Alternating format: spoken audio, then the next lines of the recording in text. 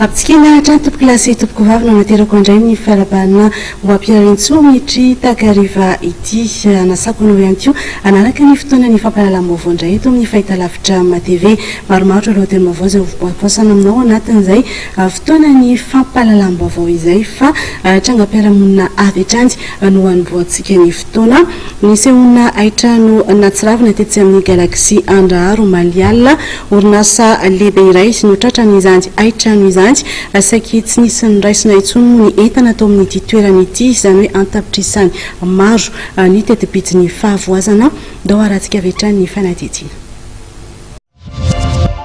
Tokony ho tamin'ny sivy sasany alina no miseho ny firehetana ka tonga teny aingana dia aingana ihany koa ny mpamono afo tao Anosy Vavaka. Tsy ampy anefa izany fa dia niantso namana izy ireo satria dia afo be no nitsena azy ireo tao. Trano lehibe izay mpanao irony vokatra vao irony, mpanao savony sy menaka ity ndrehatra ity raha ny fanazavana voaray.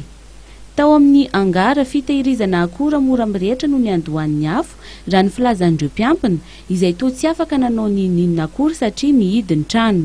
Fiara mpamonjy voinay trano valo sy motopompe miisa 3 nisy tomana rano izay nisy rehetra teny amin'ny manodidina no nampiasainy ny mpamono afo 730 ka isan'ny vaindondra raha tamin'izany ny fiarovana ireo trano manodidina tsy ho azon'ny afo.